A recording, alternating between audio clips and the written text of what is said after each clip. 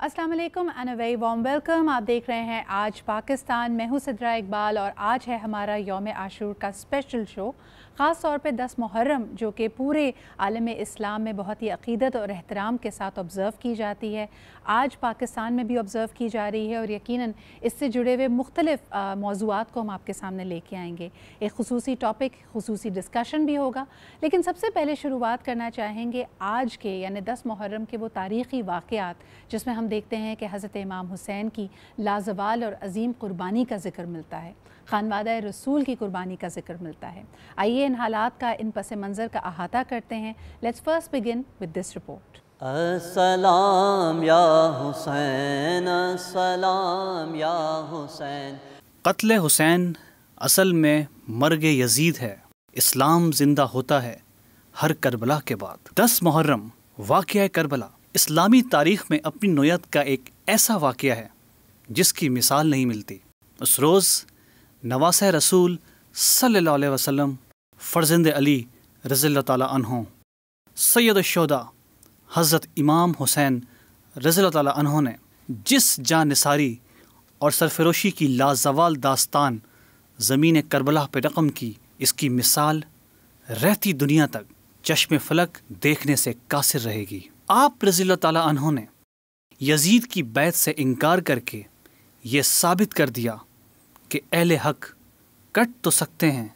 लेकिन बातिल के सामने सरनिगो नहीं हो सकते। आप रज़ियल्लाहु ताला अन्हो की इस अज़ीम शान क़ुरबानी से इस दास्तान हरम की तकमील हुई जो सैयदना हज़रत इस्माईल अलैहिस्सलाम से शुरू हुई थी और हक़ व बातिल, कुफ़र व इस्लाम, नेकी व बदी और खैर व शर के दरमियान तमीज़ हो गई। इमाम आली मकाम की इस साबित कदमी, जवामर्दी और शुजात की बदौलत इस्लाम को वो इस्तेहकाम नसीब हुआ जिसने साबित कर दिया कि हुसैन हक़ पर हैं और यजीद बातिल है। जी जनाब, आपने देखी ये ख़ास रिपोर्ट और जिस तरह के हम जानते हैं, वाकिफ़ हैं आप पूरे अरब ममालिक की तरफ अगर देखते हैं, यहाँ की गर्मी की शिद्दत का अंदाज़ा सिर्फ वही शख्स कर सकता है जिसने यहाँ का कभी विज़िट किया हो, कभी ट्रैवल किया हो। रेगिस्तानी ज़मीन और उसमें भी आप एक जहन बनाइए और विजुलाइज़ करने की कोशिश कीजिए कि एक ऐसा काफ़िला ख़ानवादा रसूल जो 3 रोज़ की भूख और प्यास को बर्दाश्त करता है, जहाँ की ख़वातीन, जहाँ के बच्चे, उनके लब सूख रहे हैं और वो पानी के लिए रिक्वेस्ट कर रहे हैं लेकिन सुनने वाला कोई नहीं है। आपको बताते चलें कि साल 2024 को भी अगर हिस्टोरिकली देखा जाए तो गर्म तरीन साल कहा जा रहा है। हाल ही में होने वाले हज में भी हमने देखा कि बहुत बड़ी तादाद आज़मीन हज की इससे मुतासिर हुई, हलाकतें 1000 से ज़्यादा तजावुज़ करती हैं और ख़ास तौर पे ये आपको दिखाना चाहेंगे कि किस तरह इराक़ में नजफ़ और करबला में ज़ायरीन के लिए तैयारी की जा रही है। इसी मौसम की सख्ती को, एक्सट्रीम वेदर्स को मद्देनज़र रखते हुए और एक बड़ी तादाद में क्योंकि ज़ायरीन यहाँ पे पहुँचेंगे, उनके लिए ये तैयारियाँ की जा रही हैं। यहाँ आप देख सकते हैं कि चिलर्स लगाए जा रहे हैं, जो पूरी राहदारी है, पूरे वॉकवेज़ हैं, उनको नेट से कवर किया जा रहा है ताकि ज़ायरीन को मुश्किल ना हो। बड़ी तादाद में लोग वहाँ पे मौजूद होंगे। फिर इसके साथ साथ हम देखते हैं कि एक जो पूरा वहाँ का एक माशरा है, ख़ास तौर पे जो मकामी लोग हैं, वो ज़ायरीन को अपने लिए बाइस रहमत समझते हैं और यकीनन उनकी खिदमत गुजारी को अपना शेवा बनाते हैं। आपको राह चलते पूरे ख़ानदान लोग अपने घरों के दरवाज़े आपके लिए खोल देते हैं और आपसे लिटरली रिक्वेस्ट कर रहे होते हैं कि आप उनको खिदमत का मौका दें। नन्हे बच्चे आप इन राहदारियों में देखेंगे जो सबील इमाम हुसैन लगा कर खड़े होंगे या आपके लिए आपका फ़ोन चार्ज करने के लिए आपको कह देंगे, आपको टिश्यू पेपर, सैनिटाइज़र, किसी भी चीज़ की अगर ज़रूरत है तो इसके लिए यहाँ पे मौजूद होंगे। इसके अलावा ये जो अय्याम होते हैं आशूर के, इसमें हम देखते हैं कि ना सिर्फ पूरी दुनिया से बहुत बड़ी तादाद ज़ायरीन की करबला और नजफ़ पहुँचती है, बल्कि वहाँ की तैयारियों में ही एक बड़ी चीज़, जैसे ही मुहर्रम का चाँद साइट किया जाता है तो हम देखते हैं कि वहाँ पर अलम का या जो झंडा है हज़रत इमाम हुसैन के रोज़े पे, उसकी तब्दीली भी होती है। आम दिनों में आप इसको अगर देखते हैं तो ये सुर्ख रंग का झंडा होता है और पहली मुहर्रम को इसको तब्दील करके यानी स्याह रंग का यहाँ पे परचम लहराया जाता है, जो कि इन सोग के इन बड़े ही मुश्किल अयाम की निशानदही करता है। इसके अलावा जितने वहाँ पे बरक़ी कुमकुमे होते हैं, जितनी लाइटिंग है, अगर वो सब्ज़ रंग की है तो वो भी तब्दील होकर सुर्ख रंग की कर दी जाती है। ये वो तमाम चीज़ें हैं जिसको देखने के लिए, एक्सपीरियंस करने के लिए ज़ायरीन زائرین وہاں پہ پہنچتے ہیں، اپنے عقیدت اور احترام کا اظہار کرتے ہیں۔ آج 10 محرم کے روز سب سے پہلے شروعات کرتے ہیں کہ کس طرح کراچی شہر کا جو مرکزی جلوس ہے محرم کا وہ برآمد ہو چکا ہے۔ 8 بجے یہ نشتر پارک سے برآمد ہوتا ہے۔ اس وقت ہمارے ساتھی سولت جعفری موجود ہیں امام بارگاہ انچولی کے باہر، ان سے جانتے ہیں کہ کس طرح یہ جلوس اپنی منزل کی طرف رواں دواں ہے اور اس کے مختلف پڑاؤ کیا ہوں گے، اس کا روٹ کیا ہوگا۔ السلام علیکم سولت۔ وعلیکم السلام۔ سولت بہت بہت شکریہ ہمارے ساتھ موجود ہونے کے لیے۔ ہمارے ویورز کو آگاہ کیجئے کہ اس وقت یہ جو جلوس مرکزی جلوس کراچی میں رواں دواں ہے، اس کی کیا کیا منزلیں ہوں گی، یہ کس طرح آگے بڑھ رہا ہے؟ آج بالکل یوم عاشور کا روز آج انتہائی عقیدت و احترام کے ساتھ دنیا بھر کی طرح ملک پاکستان کے شہر کراچی میں بھی منایا جا رہا ہے۔ عقیدت و احترام کرنے والے لوگ جو ہے وہ آج جلوس میں شرکت فرما ہیں۔ یہ جلوس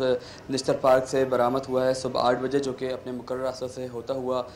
حسینیہ ایرانیان کھارادر میں اختتام پذیر ہوگا مغرب کے وقت میں۔ جلوس کے راستوں سے اگر میں آپ کو آگاہ کروں تو یہ جلوس نشتر پارک سے برآمد ہوا ہے، جو شاہ خراسان سے ہوتا ہوا نمائش اور پھر سی بریز سے ہوتا ہوا ایمپریس مارکیٹ، ریگل چوک اور تبت سینٹر پر نماز ظہرین ادا کی جائے گی دوپہر میں، جبکہ اس کے بعد یہ جلوس دوبارہ اپنے راستے پر جو ہے وہ گامزن ہوگا اور یہ جلوس پھر نیو امیجنا روڈ سے ہوتا ہوا لائٹ ہاؤس، سٹی کورٹ اور پھر جو ہے وہ کھارادر میں جا کر امام بارگاہ حسینیہ ایرانیان پر اختتام پذیر ہوگا۔ جلوس کی سیکیورٹی کے حوالے سے اگر میں آپ کو بتاؤں تو جلوس کی سیکیورٹی کے فل پروف انتظامات کیے گئے ہیں۔ جگہ جگہ شارپ شوٹرز کو تعینات کیا گیا ہے، جبکہ 5000 سے زائد اہلکار ہیں جن کو جو ہے وہ داخلی اور خارجی راستوں پر جو ہے وہ تعینات کیا گیا ہے۔ کسی بھی ناخوشگوار واقعے سے نمٹنے کے لیے پولیس کی ریپڈ رسپانس فورس بھی جو ہے وہ موقع پر موجود ہوگی اور ریزرو میں بھی بیٹھی ہوئی ہوگی، تاہم پولیس حکام کی جانب سے سیکیورٹی کے سخت انتظامات دیکھنے میں آ رہے ہیں۔ فضائی نگرانی بھی کی جا رہی ہے ہیلی کاپٹر کے ذریعے، اور اس وقت ہم دیکھ رہے ہیں کہ پولیس سمیت دیگر قانون نافذ کرنے والے ادارے جو ہے وہ انتہائی متحرک ہیں۔ جلوس سے قبل ہم نے دیکھا کہ پورے تمام راستوں کی جو ہے وہ سویپنگ کی گئی ہے، جو سوراخ رسیدہ کتے ہوتے ہیں ان کی مدد سے جو ہے وہ تمام تر سرچنگ کے بعد ہی سیلنگ کری گئی اور پھر اس کے بعد راستوں کو جو ہے وہ بند کیا گیا، اور اس وقت جو ہے وہ جو جلوس کے راستے ہیں ان کو مکمل طور پر سیل کیا گیا ہے۔ داخلی اور خارجی راستے 3 ہیں، جن میں سے عزادار داخل اور جو ہے وہ اس جلوس سے باہر آ سکیں گے۔ عزاداران مظلوم کربلا کی ایک بڑی تعداد ہے جو کہ اس وقت جلوس میں داخل ہو رہی ہے، اور یہ سلسلہ جو ہے وہ شام تک چلتا رہے گا۔ ابتدائی طور پر یہ جلوس پاک محرم ہال کے زیر نگرانی نکالا گیا ہے اور بتراب اسکاؤٹ اس کی جو ہے وہ نگرانی کر رہی ہے۔ جی بالکل صحیح۔ سولت مجھے یہ بتائیے گا کہ جس طرح مختلف تجاویز دی گئی تھی اس کی سیکیورٹی کو فول پروف بنانے کی، تو صوبہ سندھ میں اور بالخصوص کراچی شہر میں اس کو کیسے نافذ کیا گیا ہے؟ ہم نے دیکھا کہ پنجاب حکومت نے یہ تجویز پیش کی تھی کہ تمام سوشل میڈیا فورمز پہ نفرت انگیز مواد نہ بڑھ سکے، کوئی اور ابہام نہ پیدا ہو سکے، سیکیورٹی کے خدشات نہ ہوں، تو اس کو بند کرنے کی تجویز دی گئی تھی جو کہ وفاقی حکومت نے مسترد کی۔ لیکن آپ کیا سمجھتے ہیں کہ اس طرح کی کون سی اور تجاویز اور اسٹریٹجیز حکومت سندھ نے اپنائی ہیں؟ دیکھیں، حکومت سندھ کی جانب سے ایک بہترین اسٹریٹجی دی گئی ہے سیکیورٹی کے معاملات کے اوپر، نہ صرف جلوس کے راستوں پر بلکہ کراچی شہر میں جگہ جگہ جو ہے وہ ہم دیکھ رہے ہیں کہ پولیس کی پکٹس موجود ہیں، رینجرز کی پکٹس موجود ہیں۔ دونوں ہی مل کر جو ہے وہ کراچی میں سیکیورٹی کو فل پروف بنانے کی کوشش کر رہے ہیں، اور آج جلوس میں بھی ہم نے دیکھا کہ صبح کے اوقات میں جو رینجرز کے اور پولیس کے اعلیٰ افسران ہیں انہوں نے جلوس کے راستوں کا وزٹ بھی کیا ہے اور مختلف مقامات پر خود اتر کے چیکنگ کی گئی ہے، جس میں جو ہے وہ جو مشکوک مقامات تھے وہاں پہ خود اتر کے انہوں نے دیکھا، اور جو بم ڈسپوزل اسکواڈ ہے اس نے بھی جو ہے وہ مکمل چیکنگ کے بعد ہی جو ہے وہ تمام تر دکانوں میں جو کہ جلوس کے راستوں میں آنے والی جو دکانیں ہیں ان کو چیکنگ کے بعد سیل کیا گیا ہے۔ جس طریقے سے ہر سال ہوتا ہے کہ کراچی شہر میں جو جلوس کے راستے ہیں وہاں پہ سیلنگ کی جاتی ہے، اس کے بعد جو ہے وہ جلوس نکالنے کی اجازت ہوتی ہے۔ اس دفعہ بھی ہم نے دیکھا کہ پہلے سیلنگ کی گئی ہے اور تمام حفاظتی اقدامات مکمل کیے گئے ہیں، اور اس کے بعد ہی جلوس کو آگے بڑھنے کی اجازت دی جا رہی ہے۔ سیکیورٹی کے خاصے انتظامات دیکھنے میں آ رہے ہیں، اور جو داخلی اور خارجی راستے ہیں وہاں پہ جو اسکاؤٹس ہے اور جو واک تھرو گیٹس ہیں اس کے ساتھ ساتھ پولیس اور رینجرز کے جوانات بھی جو ہے وہ وہیں پہ موجود ہیں۔ جی بالکل صحیح۔ سولت، ایک آخری سوال کرنا چاہوں گی کیونکہ آج عام تعطیل بھی ہے اور مختلف مجالس برپا ہوں گی جس میں لوگ شرکت کے لیے گھر سے نکلیں گے، تو جو اس روٹ کے حوالے سے متبادل راستے دیے گئے ہیں اس سے بھی میں چاہوں گی کہ آپ ہمارے ویورز کو آگاہ کریں۔ آج بالکل دیکھیں، اگر روٹس کے حوالے سے بات کریں تو کراچی میں آج گرو مندر سے لے کر کھاردر تک جو ہے وہ سڑک بند رہے گی، اور اگر متبادل راستے دیکھے جائیں تو متبادل راستوں میں جو لیاری ہے، لیاری کے ارد گرد جو تمام ایریا ہے جس میں لائٹ ہاؤس ہے اور گارڈن کا ایریا ہے، یہ تمام راستے کھلے ہوں گے۔ شارع فیصل مکمل طور پر کھلی ہوگی، جبکہ کوریڈور 3 اور ریگل چوک جو ہے وہ مکمل طور پر جو ہے وہ کھلی ہوگی۔ تاہم یہ راستے جو ہے وہ عوام استعمال کرے، اور جو جلوس میں شرکت فرما ہیں ان کے لیے جو راستے بنائے گئے ہیں اس پہ سب سے پہلا دروازہ گرو مندر کے قریب بنایا گیا ہے، دوسرا دروازہ جو ہے وہ قائد اعظم مزار کے دوسرے نمبر گیٹ پہ بنایا گیا ہے، اور تیسرا دروازہ ریگل چوک پہ بنایا گیا ہے، جہاں سے جو عزاداران مظلوم کربلا ہیں وہ جلوس میں شرکت کر سکیں گے۔ واضح رہے اس کے علاوہ جو کراچی شہر کی تمام سڑکیں جو ہے وہ شہریوں کے لیے کھلی رہیں گی۔ بتایا گیا ہے کہ مختلف مقامات پہ جب مرکزی جلوس جو کراچی کے نشتر پارک سے برآمد ہوا ہے اور اپنے مقررہ راستوں پر اس وقت گامزن ہیں، جب وہ رات میں مغرب کے وقت جو ہے وہ ختم ہوگا، اس کے فوری بعد کراچی کی جو مختلف امام بارگاہ ہیں وہاں پر جو ہے وہ شام غریبہ کی مجلس کا باقاعدہ آغاز کیا جائے گا، اور اس مجلس کے بعد جو ہے وہ عزاداران مظلوم کربلا امام حسین کو پرسہ پیش کریں گے۔ جی بالکل صحیح، بہت بہت شکریہ سہولت ہمارے ساتھ موجود ہونے کے لیے اور ان تمام اپڈیٹس کو ہمارے ویورز سے شیئر کرنے کے لیے۔ آج عزاداران مظلوم کربلا یقیناً ان کے لیے بڑا اہم دن ہوتا ہے، اس دن کو بڑی عقیدت اور احترام کے ساتھ منایا جا رہا ہے۔ متبادل راستوں سے آپ کو آگاہ کیا گیا، اور یقیناً جس طرح یہ شام آگے بڑھتی ہے ہماری امید یہی ہے کہ تمام چیزیں بہت سموتھلی ایگزیکیوٹ ہوں اور کسی بھی ناخوشگوار واقعے کو ہم اوائڈ کر سکیں۔ آج کا دن یقیناً شہدائے کربلا کے نام اور حضرت امام حسین کی اس عظیم قربانی کے نام، جس میں ہمیں یہ سبق ملتا ہے کہ جب بات حق اور باطل کی ہو، جب بات دین کی ہو، شریعت کی ہو، تو ڈٹ جانا حضرت امام حسین کے انکار کی طرح، یعنی سر کٹا دینا تو حضرت امام حسین کی ایک لیگسی ہے، لیکن غلط ہاتھ پہ بیعت نہ کرنا، یعنی اتنا آپ کے اندر ایک مصمم یقین ہو اپنے فیتھ کے اوپر، اپنی آئیڈیالوجی کے اوپر، کہ آپ کو پتہ ہے کہ کون سا نظریہ آپ کو آنے والے وقتوں میں نقصان پہنچا سکتا ہے، وہ دور اندیشی بھی ہو۔ لیکن آج جب ہم فضائل امام حسین کی بات کریں گے تو یقیناً ان کی زندگی کا ایک احاطہ کرنے کی کوشش کریں گے۔ جنت کے نوجوانوں کے سردار امام حسین، جن کی پرورش، جن کی تربیت یقیناً حضور اکرم صلی اللہ علیہ وآلہ وسلم کی گود پہ ہوئی۔ ان کے بچپن کا جب ذکر کیا جاتا ہے تو آپ حضور اکرم صلی اللہ علیہ وآلہ وسلم کے اتنے قریب تھے، ان سے یقیناً ان کے بہت چہیتے تھے، تو کہا جاتا ہے کہ حضرت امام حسن اور امام حسین نماز کے دوران حضور اکرم صلی اللہ علیہ وآلہ وسلم کی پشت پہ اگر سوار ہو جاتے تو آپ اپنے سجدوں کو طویل کر دیا کرتے تھے۔ آج جب گفتگو کا آغاز کر رہے ہیں، ہمارے ساتھ موجود ہیں مولانا عمران بشیر صاحب، اور عمران بھائی سے ہم گفتگو کریں گے فضائل امام حسین کے حوالے سے۔ بہت بہت شکریہ عمران بھائی وقت نکالنے کے لیے۔ آج یوم عاشور ہے اور یقیناً کربلا کے واقعات کا ذکر ہوگا، لیکن میں چاہوں گی کہ آپ جب فضائل کو بیان کریں تو شروعات حضرت امام حسین کے بچپن سے اور بچپن کے کچھ واقعات سے کریں۔ بسم اللہ الرحمن الرحیم، نحمدہ و نصلی علی رسولہ الکریم۔ میری بڑی خوش قسمتی کہ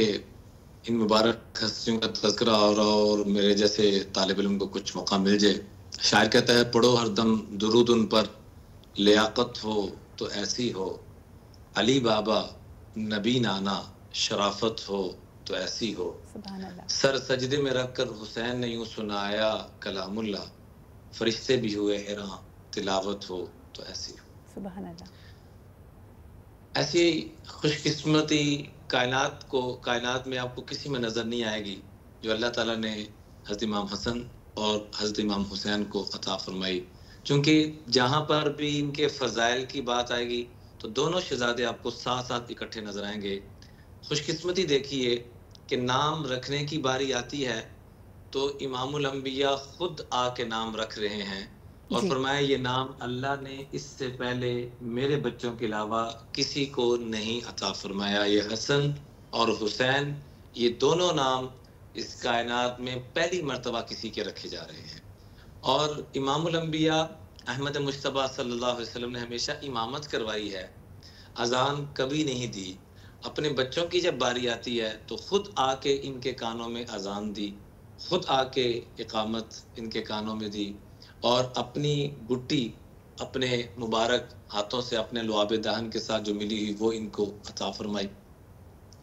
اور پوری انسانیت کو مخاطب کر کے آقا کریم علیہ الصلوۃ والسلام نے فرمایا یا ایھا الناس الا اخبرکم بخیر الناس ابا و اما، میں تمہیں ایک ایسے جوڑے کا تعارف کروانے لگا ہوں کہ کائنات میں اس جیسا خوبصورت جوڑا کوئی نہیں۔ اس کی وجہ امام الانبیاء نے خود بیان فرمائی، الا اخبرکم بخیر الناس ابا و اما، کہ اس جوڑے جیسا ماما بابا رب نے کسی کو نہیں عطا فرمایا۔ الا اخبرکم بخیر الناس جدا و جدا، ان جیسا نانا اور نانی کسی کو رب نے نہیں عطا فرمائی۔ پھر خالہ، پھوپھی، چچا، ماموں، سب رشتوں کا ذکر کر کے آخر میں فرمایا وہ جوڑی کا نام کیا ہے، ہم الحسن والحسین، ان کا نام حسن اور حسین ہے۔ ہما فی الجنہ، یہ دونوں شہزادے جنتی، اور ومن احبہما فی الجنہ، جو ان سے دلی طور پر محبت کرے وہ بھی جنتی۔ امام الانبیاء ان کو چوما بھی کرتے تھے، سونگا بھی کرتے تھے۔ تو پوچھنے والے نے پوچھا یا رسول اللہ، چومنا تو سمجھ میں آتا ہے، آپ ان کو سونگتے کیوں ہیں؟ ہما ریحانتا من الجنہ، ان سے جنت کی خوشبو آتی ہے۔ سبحان اللہ۔ ایک مرتبہ یہ لاڈلے رو رہے تھے تو حضرت فاطمہ سے فرمایا، فاطمہ ان کو کبھی رونے مت دینا، ذرا دل پہ ہاتھ رکھ کے ذرا تصور کیجیے اگلا جو جملہ فرمایا، فاطمہ ان کو رونے مت دیا کرو، جب یہ روتے ہیں تو محمد مصطفیٰ کا دل روتا ہے۔ جن کے آنسو بہنے پہ حضور کا دل روتا ہو، ان کے خون بہنے کے اوپر امام الانبیاء کی کیا کیفیت ہو۔ تو آقا کریم صلی اللہ علیہ وسلم کو اپنے کندھوں پہ بٹھایا کرتے تھے، اور ایک مرتبہ تشریف لے جا رہے تھے، سامنے سے سیدنا عمر فاروق رضی اللہ تعالیٰ عنہ تشریف لائے تو مسکراتے فرمایا، کیا خوبصورت سواری ہے، نعم مرکوب مرکوبکما، شہزادوں کو رب نے کیا خوبصورت سواری عطا فرمائی ہے۔ تو آپ نے مسکراتے فرمایا، خالی سواری خوبصورت نہیں، نعم الراکبان، سوار بھی بڑے خوبصورت ہیں۔ سبحان اللہ۔ ایسے خوبصورت رب نے یہ جوڑی بنائی، اور عام انسان کو، عام جنتی جو بھی جنت میں جائے گا اس کے لیے محنت، کوشش، لیکن رب نے ان کو پیدائشی جنتی نہیں بنایا، فرمایا ان کو رب نے پیدائشی جنتیوں کا سردار بنایا۔ ماں باپ ایسے عطا فرمائے کہ حضرت علی سید الاولیاء، ماں رب نے ایسی عطا فرمائی سیدۃ نساء اہل الجنہ، نانا ایسے عطا فرمائے سید الاولین والآخرین، اور خود سیدہ شباب اہل الجنت الحسن والحسین۔ یہ رب نے ان کو اعزازات عطا فرمائے، اور آپ یوں جیسے بچے کو نا یوں ادھر ان کے پاؤں رکھے اور کرتے کرتے کرتے یوں اپنے امام الانبیاء اپنے کندھوں پہ ان کو بٹھا لیا، اور فرمایا اے اللہ میں ان سے محبت کرتا ہوں۔ حضرت امام حسین کو اللہ کے محبوب نے اپنے کندھوں پہ بٹھایا اور فرمایا میں ان سے محبت کرتا ہوں، یا اللہ جو ان سے محبت کرے تو اس کو بھی اپنا محبوب بنا لینا۔ اور ایک موقع پہ تو ایک چادر کے اندر سب کو لے لیا، امام الانبیاء خود بھی موجود، حضرت علی شیر خدا موجود، بی بی فاطمہ خاتون جنت، طیبہ، طاہرہ، راضیہ، مرضیہ، عابدہ، ذاکیہ، راکعہ، ساجدہ، وہ موجود، اور ساتھ یہ دونوں شہزادے۔ فرمایا من احبنی،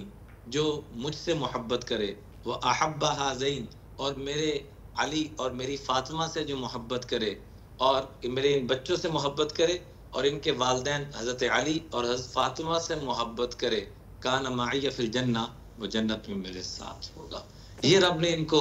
اعزازات سے نوازا، بچپن سے ہی یہ کرامات اور یہ رحمتیں اور یہ برکتیں، اور صحابہ کرام ان کو دیکھ کر رشک کی نگاہوں سے دیکھا کرتے تھے کہ ساری کائنات نے تقوی، دینداری، ایمان قدموں میں بیٹھ کر سیکھا، یہ وہ دو ہستی ہیں جنہوں نے تقوی، ایمان، اعمال امام الانبیاء کے کندھوں پہ بیٹھ کر سیکھا۔ سبحان اللہ، یہ وہ خوش قسمت لوگ۔ سبحان اللہ۔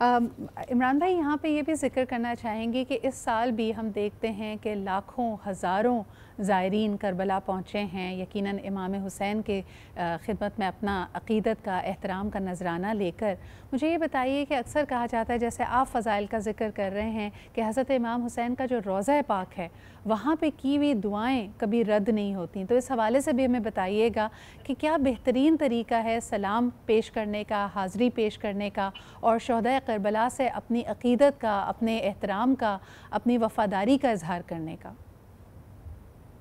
یقیناً بڑے خوش قسمت لوگ ہیں جن کو اللہ تعالیٰ ایسی ہستیوں کی زیارت کے لیے موقع عطا فرما رہا ہے کہ جن کو اللہ تعالیٰ جس مبارک چہرے کو آسمانوں سے فرما رہے ہیں، قد نرا تقلب وجهك فی السماء، اے میرے محبوب ہم آسمانوں سے آپ کے چہرے کو تک رہے ہیں، جو قبلہ آپ کہتے ہیں وہی بنا دیتے ہیں۔ اور امام الانبیاء کا مبارک چہرہ جس کو آسمانوں سے رب تک رہا ہے، اور امام الانبیاء ان بچوں کو دیکھ رہے ہیں اور یہ بچے ان کو دیکھ رہے ہیں، تو خوش قسمت لوگ ہیں جو ان کے روضہ پاک پر جن کو یہ سعادت مل رہی ہے۔ اور یقیناً عام کسی نیک ولی کے قبر اطہر پر رب کی وہ رحمتیں برکتیں نازل ہوتی ہیں، تو امام الانبیاء کے اس مبارک گھرانے کے اوپر ابھی آپ بھی ماشاءاللہ حج پر تھیں، اللہ نے مجھے بھی توفیق عطا فرمائی، میں بھی فیملی کے ساتھ تھا،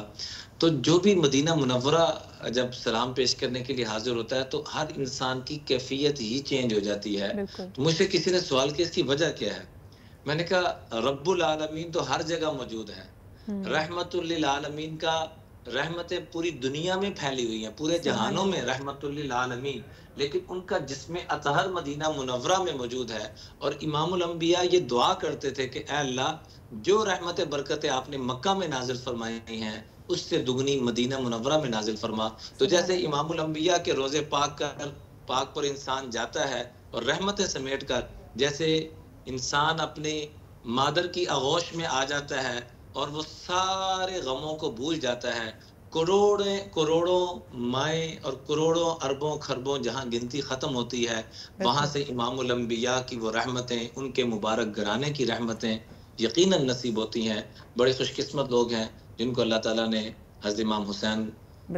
کی مبارک روزے کی زیارت کی سعادت نصیب فرمائی اور وہاں پر پہنچے ہوئے۔ عمران بھائی ایک آخری سوال کرنا چاہوں گی، جیسے ابھی آپ نے ذکر کیا حج کا، تو اس سال جب اللہ تعالیٰ نے یہ سعادت دی تو میں یہ سوچ رہی تھی کہ ہمارے دلوں کی کیا کیفیت ہے جب ہم بیت اللہ میں موجود ہیں اور اللہ تعالیٰ کی یہ سعادت ہمیں نصیب ہو رہی ہے، لیکن ایک لمحے کے لیے یہ خیال بھی آیا امام حسین کا جب ان کو اپنے حج کو عمرے میں تبدیل کرنا پڑا، تو کیا کیفیت ہوگی امام حسین کے دل کی کہ جب ان کو مکہ مدینہ چھوڑ کر کربلا کی طرف، کوفہ کی طرف کوچ کرنا پڑا ہوگا؟ اس کے بارے میں اگر آپ سوچتے ہیں تو آپ کے ذہن میں کیا خیال آتا ہے؟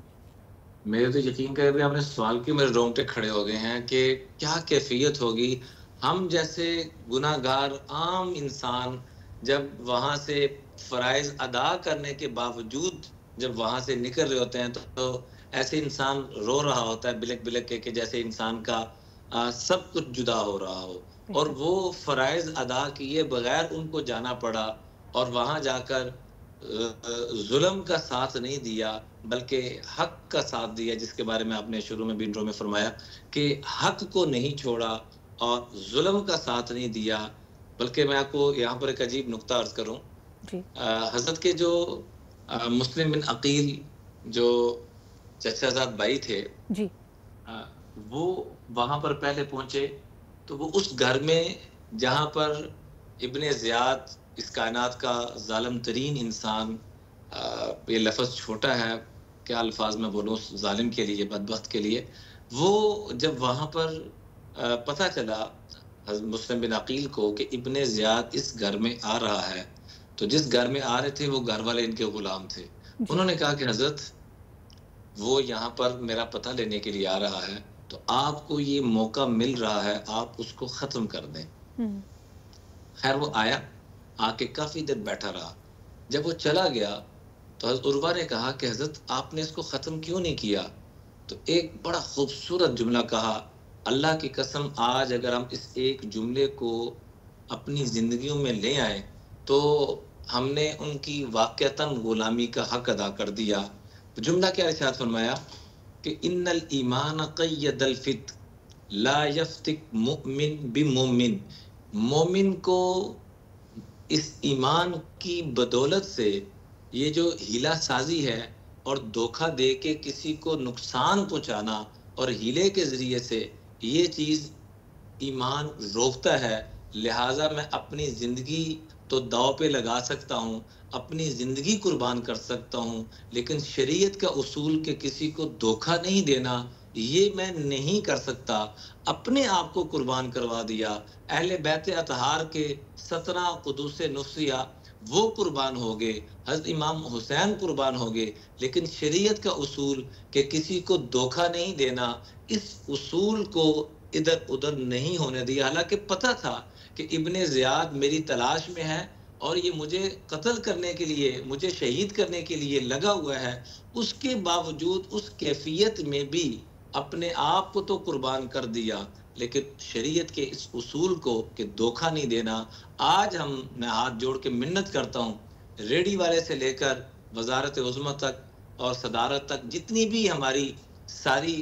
یہ اللہ نے جو عہدے عطا فرمائے ہوئے ہیں، جو نسبت عطا فرمائی ہوئی ہیں، کیا اس میں ہم کسی کو دھوکہ تو نہیں دے رہے؟ بالکل. اگر ہم دھوکہ دے رہے ہیں تو ہم یزید کی طرف جا رہے ہیں. عمران بھائی، بڑا آپ نے اہم نقطہ یہاں پہ اٹھایا ہے کہ یہ میرے خیال میں روز حشر تک کے لیے یہ تفریق کر دی گئی کہ حسینیت اور یزیدیت کا فرق کیا ہے. یعنی کس طرح ہم دیکھتے ہیں کہ چھوٹی چھوٹی چیزوں میں بھی مائنڈفلنس کا ہونا، اور یہی ہم جس طرح آگے بھی یہ گفتگو لے کے جائیں گے کہ کربلا کا میدان ہے، 3 روز کے پیاسے ہیں، تکالیف ہیں، اور اپنے پیاروں کو کھوتا ہوا دیکھا ہے، لیکن ایٹ دا سیم ٹائم جو حق ہے اللہ تعالیٰ کا، جو فرائض ہیں، ان فرائض میں نماز کی ادائیگی بھی شامل ہے، وہ کوئی بھی نقطہ، کوئی بھی فرض سے چوکنا نہیں کیا، اور یہی سبق ہم سب کو دیا. تو بہت بہت شکریہ ہمارے ساتھ موجود ہونے کے لیے اور فضائل امام حسین سے آج کا آغاز کرنے کے لیے. رحمت للعالمین اللہ تعالیٰ کے رسول محمد صلی اللہ علیہ وآلہ وسلم کے جگر کے گوشے نواسہ رسول امام حسین پہ لاکھوں سلام،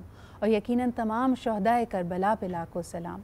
آج جب ہم ان واقعات کو یاد کرتے ہیں، اتنے برس گزر جانے کے بعد بھی، ان مظالم، ان مصائب کو سوچ کر ہی ہمارے رونگٹے کھڑے ہو جاتے ہیں، ہمارے آنکھیں اشکبار ہو جاتی ہیں، ہمارا دل خون کے آنسو روتا ہے. یعنی وہ آنکھ جس کے بارے میں حضور اکرم صلی اللہ علیہ وآلہ وسلم نے کہا کہ کبھی امام حسن اور امام حسین کو رونے نہ دینا، کیونکہ اگر یہ جب روتے ہیں تو حضور اکرم صلی اللہ علیہ وآلہ وسلم کا دل روتا ہے. اور وہ مظالم جو ان کو پھر سہنے پڑے، جو لازوال قربانیاں انہوں نے دیں. اہم بات یہ ہے کہ جب ہم ان کا احاطہ کرتے ہیں تو کیا یہ تبدیلی ہم اپنے اندر بھی لے کر آتے ہیں. روز آخر کے لیے ہمارے لیے ایک بالکل عیاں میسج کر دیا گیا ہے کہ کس طرح حسینیت کیا ہے، یزیدیت کیا ہے، حق کا ساتھ کیسے دینا ہے، کن چیزوں پہ آپ کمپرومائز نہیں کر سکتے، آپ کی اسٹرینتھ آف کیریکٹر کیا ہونی چاہیے، اور مصائب کا سامنا کیسے کرنا ہے. جب آپ ان چیزوں کو سنیں اور ایک عام آدمی کو دیکھیں، ایک عام آدمی پیسے کم ہیں یا کسی تکلیف اگر اس کو پہنچتی ہے، کسی فیلئر کا سامنا کرتا ہے، کسی ریجیکشن یا ہارٹ بریک کا سامنا کرتا ہے، تو شدید ٹراما میں آ جاتا ہے. اس ٹراما میں اس کے لیے صحیح اور غلط کے بیچ میں تفریق کرنا مشکل ہے. لیکن کئی روایتیں یہ کہتی ہیں کہ جب حضرت امام حسین کے ہاتھوں میں ان کے پیاروں کی لاشیں تھیں، ان کے پیاروں کو قتل کیا گیا، اتنی بے دردی کے ساتھ شہید کیا گیا، اور بالخصوص جب 6 ماہ کے علی اصغر کا ذکر آتا ہے تو لوگ کہتے ہیں کہ کیا وجہ ہے کہ امام حسین کے آپ اسٹرینتھ آف کیریکٹر پھر بھی دیکھتے ہیں، وہ ٹوٹے نہیں، ان کو ٹراما نہیں ہوا. اور اس کے بارے میں کہا جاتا ہے کہ کئی روایتیں یہ کہتی ہیں کہ امام حسین نے کہا کہ اس کی وجہ یہ ہے کہ وہ یہ جانتے ہیں، جو چیز ان کے دل کو، ان کے قلب کو اطمینان دیتی ہے کہ اللہ تعالیٰ ان کے گواہ ہیں، اللہ یہ سب دیکھ رہا ہے. اور یقیناً اگر ہم صرف اس احساس کو اپنے اندر اور اپنے کسی بھی مشکل کے وقت میں بیدار کر لیں کہ اللہ تعالیٰ میرا وکیل ہے، اللہ تعالیٰ میرا کارساز ہے، اور اللہ تعالیٰ سب جاننے والا ہے، تو یہ اپنے آپ میں سرچشمہ ہے ایک ہوپ کا، ایک تقویت کا. آگے دیکھے چلتے ہیں آج کی کانورزیشن کو. ایک دفعہ پھر واقعہ کربلا کی طرف جائیں گے. کل کی گفتگو میں آپ نے دیکھا کہ 9 محرم کے اہم واقعات کیا تھے، کہ کس طرح ایک دن اور کی مہلت ملی تاکہ یزید کا جو قافلہ ہے، اور خصوصاً جو اس کے گورنرز ہیں، عمر بن سعد کی بات کی جائے یا ابن زیاد کی بات کی جائے، وہ سوچ سکیں کہ وہ کیا کرنے جا رہے ہیں، اور اتنے بڑے گناہ عظیم سے ان کو روکا جا سکے. اور کچھ لوگوں کے دل واقعی بدلتے بھی ہیں. اس کے علاوہ کیا واقعات ہوتے ہیں، اور ان سے سب سے بڑھ کر یہ کہ ہمارے لیے اس میں سیکھ کیا ہے، آئیے اس پہ گفتگو کرتے ہیں. آج ہمارے ساتھ شامل گفتگو ہیں ہم سب کی بہت فیوریٹ، ابھی آپ بھی الحمدللہ حج کی سعادت لے کے واپس لوٹی ہیں، ہمارے ساتھ موجود ہیں ثروت عسکری صاحبہ. بہت بہت شکریہ ثروت آپا آپ کی موجودگی کا. آپ ہی کے ساتھ تشریف رکھتے ہیں علامہ حسین مسعودی بھائی، بہت شکریہ آپ کی بھی آمد کا. ہمارے ساتھ موجود ہیں جمیل راٹھور صاحب، بہت بہت شکریہ ڈاکٹر صاحب آپ کی بھی آمد کا. اگر ہم شروعات کریں، اور اس سے پہلے حصے میں آپ نے جب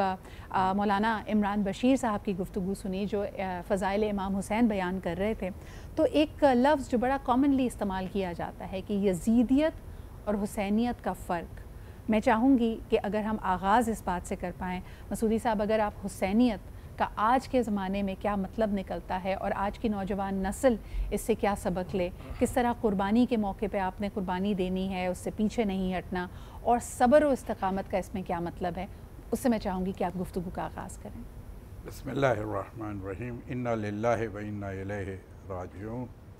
رضاً بقضائہ و تسلیما لامر مولا۔ امام عالی مقام کا ایک قول جس میں ابتدائیہ حصہ جو ہے وہ آیہ مبارکہ ہے کہ انا للہ و انا الیہ راجعون، ہم تیری ہی طرف سے آئے ہیں اور تیری ہی طرف لوٹ کے آنا ہے۔ یہ ایک بنیادی کانسیپٹ تو شروع ہو جاتا ہے یہاں سے کہ دنیا، کہ ہم بھیجے گئے ہیں اور ہمیں لوٹ کے کہیں جانا ہے، کہیں سے آئے ہیں اور کہیں واپس جانا ہے۔ لہٰذا اس کے بعد کا جو جملہ ہے کہ انا للہ و انا الیہ راجعون رضاً بقضائہ، میں راضی تیری قضا پر، اور تسلیما لامر مولا، اور میں تسلیم و سراسر اپنے مولا کے امر پر، یعنی جو حکم خداوند عالم ہے، جس مقصد کے لیے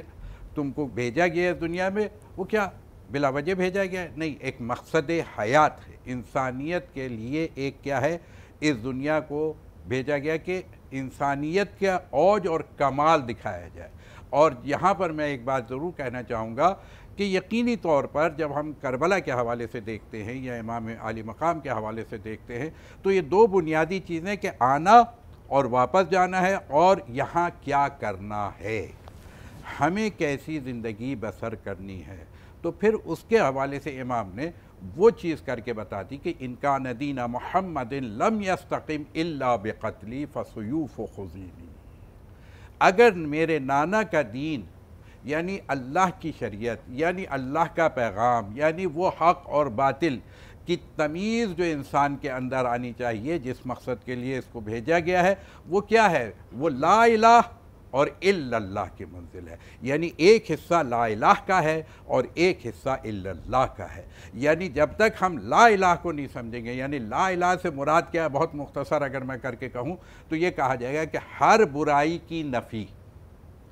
ہر برائی سے میں منہ موڑتا ہوں، الا اللہ کا مطلب یہ ہے کہ ہر اچھائی کی طرف میں رجوع کرتا ہوں۔ سبحان اللہ۔ یعنی یہ عملی لا الہ الا اللہ کی صورت کیا ہے؟ لا الہ کی صورت عملی یہ ہے کہ برائی سے اجتناب کر لیا جائے اور اچھائی سے لو لگایا جائے، تاکہ حق اور باطل کی تمیز، ایک طرف حق ہے ایک طرف باطل ہے۔ لا الہ کی باطل کی منزل ہے اور الا اللہ کیا ہے؟ عین ایمان کی منزل ہے۔ اس چیز کو سمجھانے کے لیے حسین ابن علی نے کربلا گویا کہ باپا کی۔ اور حسین ابن علی نے کیوں باپا کی؟ پھر یہ بھی ایک بحث آ جاتی ہے کہ کیا یہ حادثہ تھا کہ کیا واقعہ تھا؟ نہیں، بات یہ ہے کہ یہ تقدیر کی ایک حقیقت تھی جو مرضی منشاء الہی تھی، یعنی یہاں تسلیم سر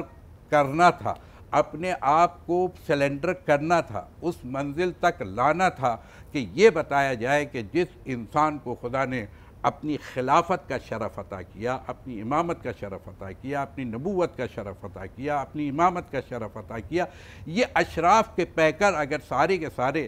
جمع کیے جائیں تو وہ پیکر انسانیت میں آتی، یعنی تمام صفات کو، جیسے کہتے ہیں نا کہ جمیع خصالی،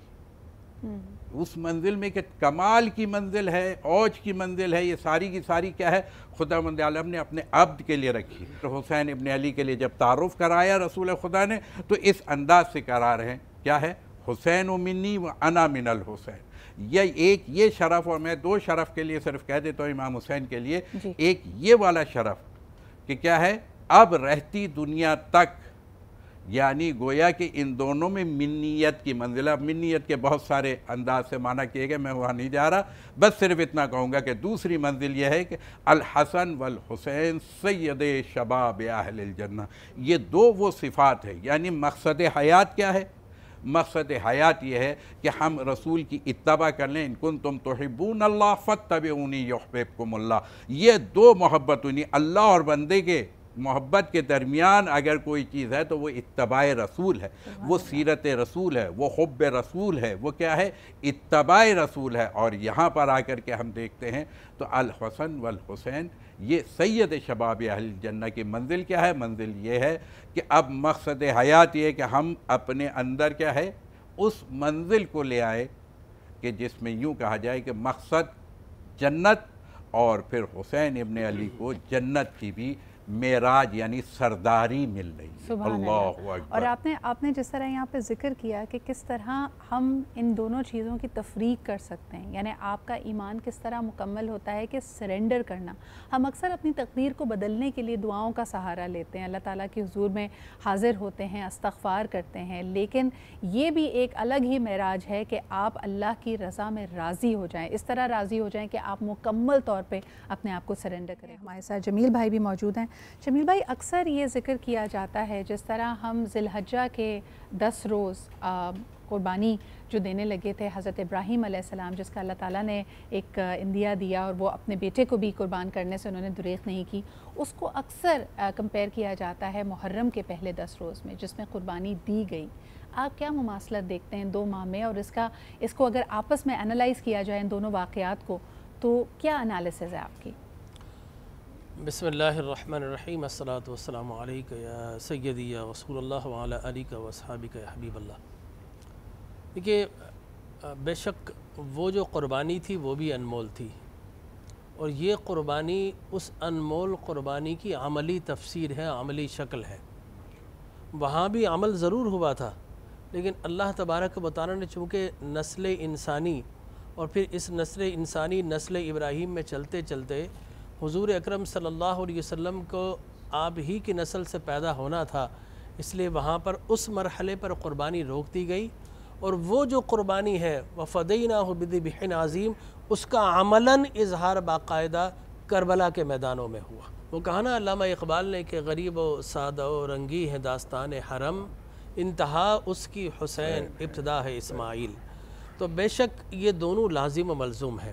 لیکن میں ایک لمحے کے لیے آپ نے جو گزشتہ سوال کیا تھا علامہ صاحب سے، میں اس کی طرف بھی آنا چاہوں گا کہ دیکھیے، ہم آج ذکر حسین کرتے ہیں، کرنا چاہیے، ہمارے ایمان کا حصہ ہے، لیکن ذکر حسین کے ساتھ ساتھ ہمیں فکر حسین بھی کرنا چاہیے۔ ہم حضرت امام علی مقام کی عظمت اور فضیلت تو بیان کرتے ہیں، کرنا چاہیے، لیکن مقصدیت شہادت امام حسین کو بھی بیان کرنا چاہیے، اس لیے کہ دنیا کے اندر 2 کردار ہیں، ایک برائی کی علامت ہے اور ایک اچھائی کی علامت ہے۔ چنانچہ جب یزیدیت کی بات کرتے ہیں تو یہ برائی کی، یہ بے حیائی کی، بد کرداری کی، جتنے بھی نیگیٹو انسان کی کوالٹیز ہو سکتی ہیں وہ یزیدیت کہلاتی ہے، اور جو مینار نور کہلاتا ہے وہ حسینیت کہلاتی ہے۔ لہٰذا اگر کوئی امام حسین کا کہ حسین زندہ باد اور اس کا کردار یزیدی ہو تو پھر وہ کہاں کا حسینی؟ اچھا، یہ آپ نے بڑا اہم نقطہ اٹھایا ہے جمیل بھائی، اسی کو میں سربت آپا کی طرف بھی لے کے آنا چاہوں گی۔ سربت آپا، آپ بھی ابھی ماشاءاللہ حج کی سعادت حاصل کر کے واپس لوٹی ہیں۔ اسلام میں کئی چیزیں ہمارے لیے بڑی امپورٹنٹ ہیں اور سمبولک ہیں۔ جس طرح شیطان کو جب کنکریاں ماری جاتی تو کہا جاتا ہے اپنے نفس میں وہ تمام چیزیں جن کو آپ مات دینا چاہتے ہیں، اپنے سے دور کرنا چاہتے ہیں، ایک طرح سے سمبولکلی آپ اس کو امیجن کرتے ہیں۔ اسی طرح جب یوم عاشور ہے آج، اور یہ جو پہلا عشرہ ہوتا ہے، اس میں جب ہم یزید کی کردار کو، اس کے فعل کو برا کہتے ہیں، تو اپنے اندر موجود جو ہمارے ہاں یزیدی فطرت ہو سکتی ہے یا ہمارا جھکاؤ ہو سکتا ہے، اس کو ختم کرنے کے لیے ہم کیا کر رہے ہیں؟ بسم اللہ الرحمن الرحیم۔ یقیناً آج یوم عاشورہ ہے، اور امام علی مقام امام حسین علیہ السلام کی عظیم قربانی کو میں اور آپ یاد کر رہے ہیں۔ ابھی ہمارے منقبت خان بھائی نے بڑی خوبصورت منقبت پڑھی، اور اس میں امام حسین علیہ السلام کی رسول خدا صلی اللہ علیہ وآلہ وسلم سے جو نسبت تھی، اس نسبت کو بیان کیا گیا کہ حضور نبی کریم صلی اللہ علیہ وآلہ وسلم کے نواسے امام حسین علیہ السلام ہیں، اور ایک عظیم فیملی بیک گراؤنڈ سے تعلق رکھتے ہیں، یعنی حضرت علی ابن ابی طالب علیہ السلام کے فرزند ہیں، جناب فاطمہ الزہرا سلام اللہ علیہا کے بیٹے ہیں، حضرت ابو طالب کے پوتے ہیں، حضرت ام المومنین ملکۃ العرب خدیجہ الکبریٰ کے نواسے ہیں، حضرت فاطمہ بنت اسد کے پوتے ہیں۔ امام علی مقام امام حسین علیہ السلام اس عظیم فیملی بیک گراؤنڈ سے تعلق رکھتے ہیں کہ جنہوں نے ہمیشہ دین اسلام کے واسطے اپنی جان کو قربان کیا ہے۔ لیکن یہ جو ابھی آپ نے ڈاکٹر جمیل راٹھور صاحب سے سوال پوچھا کہ غریب و سادہ و رنگی ہے داستان حرم، نہایت اس کی حسین ابتدا اسماعیل، یہ جو ہمارے سامنے ذی الحجہ کے پہلے 10 دن اور اس کے بعد محرم، یعنی اس سال کی انتہا بھی غم سے ہو رہی ہے اور سال کی ابتدا بھی غم حسین علیہ السلام سے ہو رہی ہے۔ در حقیقت یہ بہت اہمیت کا حامل ہے، اس لیے کہ امام علی مقام امام حسین علیہ السلام کو خدا نے منتخب کر لیا ہے، اور اس انتخاب پر پورے اترتے ہوئے امام حسین علیہ السلام نے اپنا سر بھی کٹا دیا، اپنا گھر بھی لٹا دیا۔ آپ نے فرمایا کہ امام علی مقام کی عظیم قربانی سے ہم نے کیا سیکھا، تو بہت ضرورت ہے سیکھنے کی، اور یہ جو 10 دن ہم کو ملتے ہیں اس میں تو بہت زیادہ ضرورت ہے، اس لیے کہ اگر کوئی شخص امام حسین علیہ السلام پر روتا بھی ہو مگر اس کے باوجود وہ کسی کے اوپر ظلم کرتا ہو تو یہ کیسا حسینی ہے؟ یقیناً وہ یزیدی ہے، اس لیے کہ وہ حسینیت کی فکر کو نہیں سمجھا۔ حسینی فکر کو سمجھنے کے لیے، حسینی بننے کے لیے ضروری ہے کہ انسان ظلم سے دور ہو۔ سربت آپا یہی بات میں خیال میں جمیل بھائی نے بھی ابھی تھوڑی دیر پہلے کی کہ جس طرح ہم کہتے ہیں نا کہ ایک تو مماثلت ہمیں نظر آتی ہے دونوں تاریخوں میں، پہلے 10 ایام ذی الحجہ کے اور پہلے 10 ایام محرم کے، لیکن یہ جو اپنے اندر ایک بنیاد رکھنا ہے حسینیت کی، جمیل بھائی اس کو کیسے قائم و دائم رکھا جائے؟ جیسے انہوں نے کہا کہ ہم ان 10 دن میں تو ہم اپنے ایموشنز کا اظہار بھی کر رہے ہیں، اپنے جذبات کا اظہار بھی کر رہے ہیں، عقیدت اور احترام بھی کر رہے ہیں، لیکن جو سال کے باقی ایام ہیں اس میں اس فکر کو کیسے لایا جائے؟ دیکھیں میں یہی ذکر کر رہا تھا سدرا کہ کیا امام علی مقام نے اپنا سارا خاندان لٹوا دیا، اپنے آبان و انصار کو شہید کروا دیا، کیا صرف اس لیے کہ 10 دن ہم ان کا ذکر کریں، فقط ذکر کریں اور کردار حسین ہم میں نظر نہ آئے، فقط ہم ذکر اور فکر حسین ہم میں نظر نہ آئے، اور معاملہ تو یہ ہے کہ ہم نام تو حسین کا لیں لیکن کردار ہمارا یزیدی ہو، تو پھر مجھے کہنے دیجئے کہ ہم کہاں کے حسینی اور کوئی کہاں کا یزیدی۔ اس لیے کہ آپ جب یزیدیت اور حسینیت کی بات کرتے ہیں جس طرح آپ نے فرمایا، تو یاد رکھیے دنیا میں آج سارے مکاتب و فکر کو چھوڑ دیجئے، سارے مسالک سنبھال کر رکھیے، دنیا میں آج فقط 2 طبقات ہیں، یا تو دنیا یزیدی ہے یا دنیا حسینی ہے۔ اگر بات کرتے ہیں کربلا کی تو وہاں حسین ہے، اگر آج آپ بات کرتے ہیں فلسطینی کی تو وہاں آپ کو یزید نظر آتا ہے۔ لہٰذا دنیا 2 ہی حصوں میں کٹی ہے، جہاں پر وحشت ہوگی، بربریت ہوگی، فسطائیت ہوگی، آمریت ہوگی، جہالت ہوگی، حقوق انسانی کو دبانے کی بات ہوگی، جہاں فریڈم آف اسپیچ کو ختم کرنے کی بات ہوگی، جہاں انسان کو غلام بنایا جائے گا، جہاں لوگوں کو اور بچوں کو ذبح کیا جائے گا، جہاں بمبارڈمنٹ کی جائے گی، تو وہاں پر آپ کو یزیدیت نظر آئے گی، اور جہاں پر حقوق انسانی کے لیے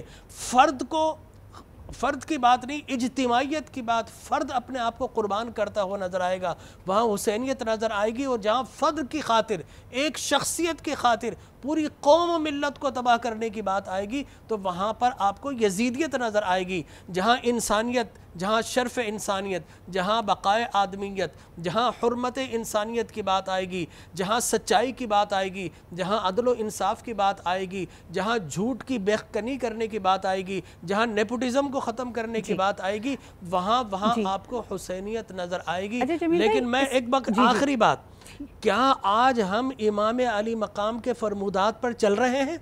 یہ تو یزیدیت ہے کہ ایک شخص اپنے اقتدار کی خاطر پوری ملت کو قربان کر دے۔ فلسافیکل سوال ہوگا، لیکن اسی سے پھر ایک نقطہ نکلتا ہے کہ میں نے کئی نوجوان لوگوں کو دیکھا ہے جن کے ذہن میں ایک سوال آتا ہے، اور یہ میں مسعودی صاحب آپ کے پاس لے کے آنا چاہوں گی۔ آج کی دنیا جن روایات پہ چلتی ہے، جیسے جمیل بھائی نے بھی کہا کہ یزیدیت اتنی حاوی ہے، پاور کی بات کی جاتی ہے، اور ایک پاور پیرامڈ ہماری پوری دنیا میں نظر آتا ہے، اسٹرکچر نظر آتا ہے، تو لوگ اس کو مصلحتاً یا سیاسی طور پہ کمپرومائزز کرنے کو برا نہیں سمجھتے۔ تو آئی ایم شور آپ کے پاس بھی نوجوان یہ سوال لے کے آتے ہیں کہ اگر مصلحتاً کیا کربلا کے واقعے کو، اس مارکے کو اوائڈ کر لیا جاتا، کیا صحیح وقت کا انتظار کیا جاتا، تو اس سوال کا کیا جواب بنتا ہے؟ देखिए बात वही है कि जैसे कि जमील भाई ने भी कहा, सरबत आपा ने भी कहा कि आप ख़ुद उसी चीज़ को सामने क्रिएट भी करना चाह रही हैं कि असल ये है कि इंसान अपने यानी जो उसकी लॉजिक है, जो उसकी आइडियोलॉजी है, उसके साथ कितना कमिटेड है। यानी हमारे एक जहन है जिसे हम अकीदा कहते हैं और एक फ़िक़ा है या शरीयत है उसे हम प्रैक्टिकल कह सकते हैं। तो गोया कि हमारा अकीदा तो बहुत अच्छा है, यानी इस्लाम हमारा अकीदा है, बहुत अच्छा है, लेकिन क्या हम मुसलमान भी हैं? तो हम मुसलमान नहीं हैं। आज हम ये पाकिस्तान हो या पूरे बड़े सग़ीर को ले लें या मुसलमानों की हालत ले लें, जिसकी तरफ अभी जमील भाई ने भी इशारा कर दिया कि फ़लस्तीन इस वक्त क्या है, एक हमारे लिए सामने मॉडल मौजूद है। अब हमें फैसला करना है कि मुझे कहाँ खड़े होना है, मुझे हुसैनी लश्कर में जाना है या यजीदी लश्कर में जाना है। अच्छा, यजीदियत और यजीद अब एक इस्तियारा है, यजीद शख्स नहीं है। हुसैन और हुसैनियत एक इस्तियारा और एक पूरा आइडियोलॉजी है। तो गोया कि ये यजीदियत और हुसैनियत ये दोनों का अज़ल से टकराव चला आ रहा है सही। और ये क़यामत तक रहेगा। अब हमने फैसला करना है कि मैं किस कबीले का आदमी हूँ, मैं किस कबील का आदमी हूँ, मैं किस मिजाज का आदमी हूँ, मैं किस सोच का आदमी हूँ, मैं किस फ़िक्र का आदमी हूँ। यानी आदमी की फ़िक्र उसके आमाल बताते हैं। इसीलिए कहते हैं, जैसे कि सरबत आपा भी कहती, हसब और नसब, यानी इमाम आली मुकाम हज़रत इमाम हुसैन की मंजिल ये है कि हसब के लिहाज से देखो तो औज कमाल नज़र आता है। यानी यूँ कहिए कि हाँ, मेरे रसूल को मेराज मिली, और अगर तमाम अंबिया की मेराज को अगर ज़मीन पे देखना चाहो तो करबला आके देख लो। सारे अंबिया तुम्हें वहाँ पर क्या है, उनकी सिफ़ात नज़र आएंगी, उनकी आइडियोलॉजी वहाँ पर नज़र आएगी। तमाम औलिया की आइडियोलॉजी के लिए एक एक किरदार वहाँ पे सामने होकर के आ रहा है। जैसे अभी हम थोड़ी देर पहले जिक्र कर रहे थे कि किस तरह आपने अल्लाह की रज़ा के लिए अपने आप को कंप्लीट सरेंडर करना है, सब्र इस्तिक़ामत क्या है, बहादुरी क्या है, किस तरह लोगों को लेकर चलना है और मोहलत देनी है। यानी इन तमाम वाक़यात और इतने तमाम मज़ालिम के बावजूद लबों पे आपके शिकवा ना हो, दूसरों के लिए फिर भी दुआ हो और दूसरों को फिर भी रोका जा रहा हो कि ये गुनाह कबीरा मत करें। वो लाजवाल क़ुरबानी जिसका कर आपने इन 10 रोज़ में आपने किसी मजलिस में शिरकत की है, और यकीनन आप वैसे भी मुसलमान होने की नौइयत से, निस्बत से आप इस वाक़यात से, इस तारीख़ से वाकिफ़ हैं, तो ये आपके दिल पे असर करती है। और मुझे याद है कि बचपन में मेरे जहन में अक्सर ये सवाल आया करता था कि ऐसा कैसे हो गया कि इमाम हुसैन की निस्बत से लोग वाकिफ़ हैं, उनके किरदार से, उनके हसब नसब से, और उन्हीं के नाना के लाए दीन पे कायम हैं, अल्लाह का नाम लेते हैं, मोहम्मद मुस्तफ़ा सल्लल्लाहु अलैहि वसल्लम को रसूल खुदा मानते हैं, लेकिन मदद को नहीं आते, या उनकी बात या उनका ख़िताब दिलों पे असर नहीं करता। लेकिन आज दौर हाज़िर में कई ऐसे हमारे सामने वाक़यात हैं, जैसे अगर मैं सिर्फ़ पिछले साल अक्टूबर से लेकर आज तक देखती हूँ, कई माह के मज़ालिम जारी और सारी हैं फ़लस्तीन में, लेकिन आप और मैं अपने आप को बेबस महसूस करते हैं। तो ये जो बेबसी होती है, ये यकीनन इंसान को काफ़ी हद तक इस पर एक कहीं ना कहीं जहन जाता है कि वो वाक़यात कैसे होंगे, वो सूरत हाल कैसे होगी। इसी बात को आगे बढ़ाते हुए सरबत आपा, मैं यहाँ पे ज़िक्र करना चाहूँगी हुर का। जब एक दिन की मोहलत मिलती है तो हम देखते हैं कि दिल बदले भी हैं, लेकिन बहुत कम लोगों के दिल बदले। तो क्या अल्लाह ताला ने इनका भी इंतखाब किया था, ये भी चुने हुए लोग थे? फ़ैसले में देर की तो फासला हो जाएगा, हुर नहीं बनता अगर तो हुरमुला हो जाएगा। यानी आपकी ज़िंदगी में फ़ैसले रोज़ शब आते हैं, आपका कैसे उस फ़ैसले को आप एक्सेप्ट करते हैं या नहीं एक्सेप्ट करते हैं। हज़रत हुर को जो शब आशूर यानी 9 और 10 मुहर्रम की दरमियानी रात थी, वो बड़े गज़ब की रात थी, बड़ी मसरूफ़ रात थी। यानी एक जानिब फ़ौज की हिकमत अमली तय हो रही थी, लश्कर यजीद की जानिब किस तरह से हमला करना है, और दूसरी तरफ इमाम मज़लूम इमाम हुसैन अलैहिस्सलाम के ख़ैमे में इबादत हो रही थी, तस्बीह व तहलील हो रही थी, ज़िक्र व अस्कार हो रहे थे। बिल्कुल ऐसे ही आवाज़ें बुलंद हो रही थी जैसे कि तारीख़ में मौजूद है कि शहद की मक्खियों की बिनबिनाट की आवाज़ जैसे कि सुनाई देती है। तो हुर के भाई ने देखा कि हुर कभी खैमे के अंदर जाता है, कभी खैमे के बाहर आता है, कभी जानिब आसमान। तो एक मरतबा हुर के भाई ने कहा कि हुर, तुम जैसा सिपह सालार, और कल की जंग क्या जंग है, इसलिए कि वो 3 दिन के भूखे प्यासे हैं और उसमें शीरख्वार बच्चा भी मौजूद है, बड़े बूढ़े भी मौजूद हैं, कल की जंग क्या हैसियत रखती है। हुर ने अपने भाई से कहा कि आओ ज़रा मेरे साथ चलो। हुर अपने भाई को लेके चले हैं, दरिया की तराई पर पहुँचे और दरिया की तराई पर पहुंचकर जब हवा का झोंका आ रहा था तो कहा कि ज़रा सुनने की कोशिश करो कि कैसी सदाएं आ रही हैं। हुर के भाई ने सुना तो हवा के दोष के ऊपर हुसैन के प्यासे बच्चों की सदाएं अल-अतश की सदा आ रही थी। हुर ने कहा कि कुछ याद आया, कल हुसैन ने हमको भी सैराब किया था, हमारे लश्कर को भी सैराब किया था, हमारे लश्कर के जानवरों को भी सैराब किया था। आज हुसैन के खैमे में छोटे छोटे बच्चे प्यासे हैं। बस सिदरा मैं हमेशा कहती हूँ कि वाज़ और नसीहत के लिए तवील गुफ्तगू की ज़रूरत नहीं हुआ करती, 1 सेकंड लगता है दिल की दुनिया मुनक़लिब होने में। अब वहाँ से हुर निकला, हुर के भाई निकले, हुर का बेटा निकला और हुर का ग़ुलाम निकला। देखिए, एक तरफ मौत थी, एक तरफ ज़िंदगी थी। एक तरफ लश्कर यजीद में हुर के पास एक बड़ी पोस्ट थी, दूसरी जानिब भूख और प्यास थी। इधर आसाइशात थे, तय्युशात थे, खाना पीना सब कुछ मौजूद था, और दूसरी जानिब मुश्किलात थी, परेशानी और मसाइब और मौत सामने खड़ी हुई। मगर उस वक्त हुर ने फ़ैसला किया कि हमें लश्कर यजीद को छोड़ना है और लश्कर इमाम अली मकाम में जाना है। और जिस वक्त हुर पहुँचे हैं तो रिवायत ये कहती है कि जैसे कोई आसी होता है, कोई गुनाहगार होता है, कोई ख़ताकार होता है, इस तरह अपने हाथों को बांध कर इमाम अली मकाम के पास पहुँचे और इमाम हुसैन अलैहिस्सलाम ने सीने से लगा लिया। रहमतुल आलमीन सल्लल्लाहु अलैहि वसल्लम के नवासे थे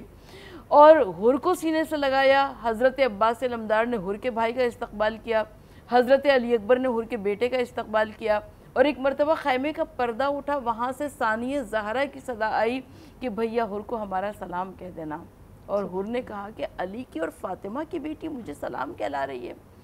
रिवायत ये कहती है कि हुर जिस वक्त मक्तल में गए हैं और वहाँ से घोड़े से गिरे हैं ज़ख्मी होकर, और आपने आखिरी सलाम पेश किया मौला को, तो इमाम हुसैन अलैहिस्सलाम बड़ी तेज़ी से पहुँचे, हुर के सिरहाने पहुँचे और कहा कि तुम दुनिया में भी आज़ाद हो और आखिरत में भी आज़ाद हो। और उसके बाद हुर की पेशानी पर रूमाल फ़ातिमा ज़हरा बांधा। ये इतना बड़ा इनाम, इतना बड़ा तोहफ़ा था हुर के वास्ते कि जिसकी नज़ीर तारीख़ आलम पेश करने से कासिर है। सरवत आपा, लेकिन आपकी गुफ्तगू में जैसे आपने कहा कि ये फ़ैसला करने में यकीनन हमारे सामने जो हम आज भी कहते हैं ना, कॉम्प्रोमाइज़, मसलहत, दुनियावी बहुत सारी चीज़ें आड़े आती हैं। जमील भाई, इस पर क्या कहेंगे कि क्या आज भी हुसैनियत का रास्ता जब आप अपनाएंगे तो कुर्बानियाँ इतनी ही सख्त और इतनी ही मुश्किल देनी पड़ेंगी? जी हाँ, बिल्कुल। हर दौर के अंदर इंसान के पास दो राहें, एक रुखसत की और एक आज़ीमत की। तो मुझे तो लगता है कि आज पूरी दुनिया आलम इस्लाम रुखसत पर है और फ़लस्तीन के अंदर हमास और दीगर लोग जो है वो आज़ीमत के रास्ते पर चल रहे हैं। इमाम अली मकाम का भी यही रास्ता था। देखिए, इमाम अली मकाम को जहाँ दो चीज़ें होती हैं, एक नज़रिया होता है और एक आम ज़िंदगी के डिसीशन होते हैं। जहाँ डिसीशन हुआ, फ्लेक्सिबिलिटी दिखाई, ठीक है, मदीना मुनव्वरा छोड़ दिया, जना मक्कातुल मुकर्रमा में हज को उम्रा से तब्दील कर दिया। यजीदी लश्कर में आया तो आपने निगोशिएट किया, ठीक है मैं जिहाद के लिए चला जाता हूँ, मैं वापस चला जाता हूँ, मैं यजीद से मुज़ाकरात कर लेता हूँ। लेकिन जहाँ पर प्रिंसिपल की बात आ गई, जहाँ पर नज़रिए की बात आ गई, तो इमाम अली मकाम ने कहा फिर ये नज़रिया यजीद को नहीं दिया जा सकता। ये तो मुमकिन है कि सर दे दिया जाए, लेकिन हाथ नहीं दिया जाएगा, इसलिए कि ये हाथ 1.25 लाख नबियों का वारिस था। तो इमाम अली मकाम अगर वहाँ पर अगर मगर करते और वहाँ पर रुखसत लेते तो दीन इक़दार ख़त्म हो जाता। इमाम अली मकाम ने जब प्रिंसिपल आ गया तो वहाँ पर आप डट गए और इस्तिक़ामत, तो इस्तिक़ामत की अगली मंजिल फिर शहादत। सुभान अल्लाह। और यहाँ पे क्योंकि हम जिक्र कर रहे थे इससे पहले, यकीनन कई जगहों पे शायद आपके पास वो फ्लेक्सिबिलिटी, वो रूम मौजूद होता है कि आप दूसरे को भी मोहलत दें या आप रुखसत इख्तियार करें, लेकिन हर तरीके से जिस तरह के जमील भाई ने इस पर बड़ी कॉम्प्रिहेंसिव एक गुफ्तगू की कि कोई ऐसे हालात नहीं थे, यहाँ पर रुखसत का मामला बनता ही नहीं था। लेकिन एक अहम सवाल, जिस तरह के हम कुर्बानी इब्राहिमी का जिक्र कर रहे थे और उसको एक तरह से जोड़ते थे या उसको एक एंगल से समझने की, इस पर्सपेक्टिव से कुर्बानी हुसैनी से समझने की कोशिश करते थे। मसूदी साहब, एक आखिरी सवाल आपसे करना चाहूँगी, जिसमें कई जो लिखने वाले हैं, जो एनालिसिस करने वाले हैं, वो करबला के मार्के को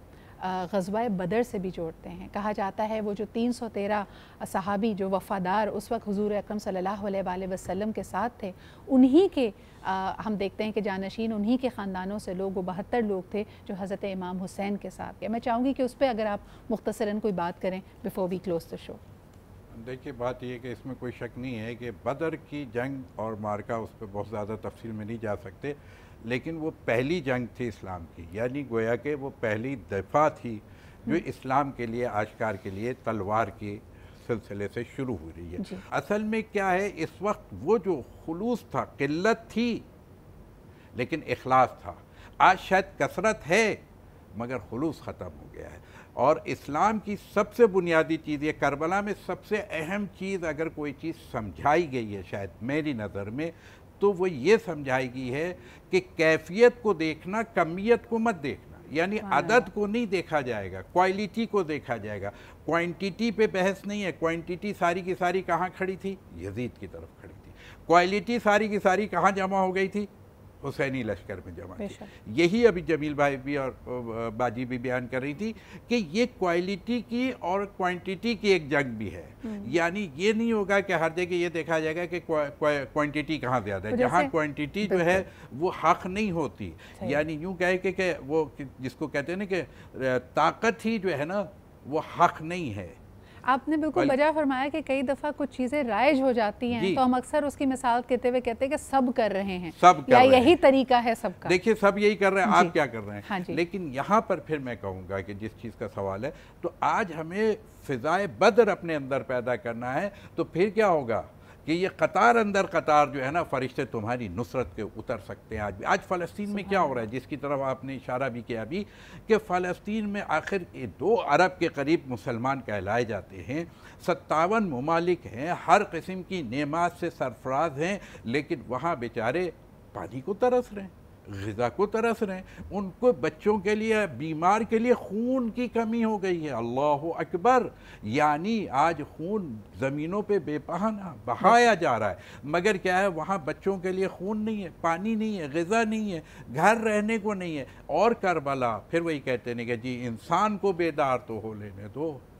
ہر قوم پکارے گی ہمارے ہیں حسین۔ یہ منزل کیا ہے؟ یہ بیداری حسین کا مطلب کیا ہے؟ حریت۔ کربلا میں کوئی بہت بڑی بڑی شخصیات کا محور نہیں تھا، حالانکہ 60 ہجری ہے، 61 ہجری ہے، اور مسلمانوں کی قلیل تعداد نہیں ہے، بڑے بڑے نامی گرامی مسلمان موجود ہیں، لیکن جیسا کہ پھر وہ ہے کہ امام حسین کا وہ جملہ، الناس عبید الدنیا، جب ہم یہ دیکھتے ہیں کہ اب میری دنیا کے ساتھ ساتھ دین چلتا ہے تو ہم چلاتے ہیں، جہاں دنیا چھوڑنی پڑے اور دین کو اختیار کرنا پڑے وہاں دین رہ جاتا ہے اور دنیا ہمارے ہاتھوں میں، اور اس کو ہم دین اور دنیا کو بیلنس کرنا کہتے ہیں۔ لیکن اللہ تعالیٰ نے بھی کئی معاملات میں آپ کو کوئی رخصت نہیں دی ہے، بلکہ آپ کو حکم دیا ہے، اور یہی کربلا کا پیغام ہے کہ کئی ایسے معاملات میں جہاں آپ کے پاس رخصت نہیں ہے، جب بات نظریے کی ہو تو ڈٹ جانا حضرت امام حسین کے انکار کی طرح۔ بہت بہت شکریہ سروت آپا، مسعودی صاحب اور جمیل بھائی ہمارے ساتھ موجود تھے، بہت ہی خوبصورت گفتگو رہی، اور اللہ تعالیٰ سے یہی دعا ہے کہ اس گفتگو کا کوئی حصہ آپ کے دل پہ اثر کر جائے اور آپ کا اللہ تعالیٰ دل بدل دے، کیونکہ اس وقت جو ہمیں بہت زیادہ ضرورت ہے کہ ہم ایمان کی رسی کو، اللہ تعالیٰ کی رسی کو مضبوطی سے تھام لیں۔ حالات آسان نہیں ہیں، بے بسی، مظالم، مصائب ہمیں اپنے ارد گرد دکھتے ہیں، لیکن یہی وہ مقام ہے جہاں پہ اپنے اندر کی حسینیت کو ہمیں بیدار کرنا ہے۔ اسی کے ساتھ مجھے اجازت دیجیے۔